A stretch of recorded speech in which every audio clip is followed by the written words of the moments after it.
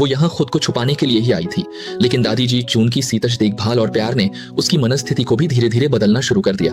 उसे लगा था कि जिंदगी इसी तरह शांतिपूर्वक चलती रहेगी, लेकिन एक दिन अचानक उसे एक फोन आया। वो फोन एक पुराने जान पहचान वाले गुंडे का था।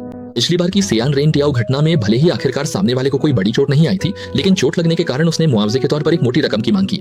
इसी वजह से दो पुरुष साथियों ने हुईजी की सबसे अच्छी सहेली को बंधक बना लिया और हुईजी को धमकाया कि वो कहीं से पैसे चुरा कर उन्हें दे। अगर वो समय पर पैसे नहीं पहुंचाती तो वे उसकी सहेली का चेहरा काट देंगे। हुईजी को इन गुंडों की फितरत अच्छी तरह पता थी। वे सच में उसकी सहेली को नुकसान पहुंचा सकते थे।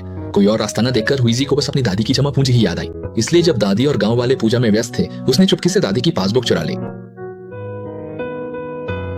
दूसरी ओर हुईजी भी एटीएम तक पहुंच गई थी, लेकिन जैसे ही वो गुंडों को पैसे ट्रांसफर करने ही वाली थी, उसका हाथ रुक गया। उस पल हुईजी के मन में सिर्फ अपराध बोध था। ये तो दादी की पूरी जिंदगी की जमा पूंजी थी। दादी ने अपना घर बेच दिया था ताकि वो उसे सबसे अच्छे स्कूल में पढ़ा सके। फिर वो कैसे इतना बेईमानी वाला काम कर सकती थी? आखिरकार वो घर लौट आई, लेकिन तब तक घर के चारों ओर पड़ोसी इकट्ठा हो चुके थे क्योंकि दादी के पैसे चोरी हो गए थे।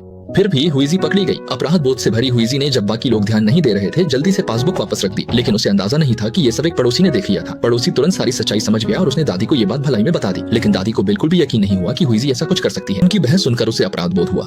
वो अकेले सिगरेट पीने के लिए समुद्र तट पर गई, लेकिन अचानक उसकी दादी उसके पीछे आ गई। उसने जल्दी से अपनी सिगरेट बुझा दी, लेकिन दादी ने उसे डांटने के बजाय एक मोमबत्ती जलाई और उससे बातें करने लगी। उसने अपनी सौतेली माँ के अनुरोध को मान दिया।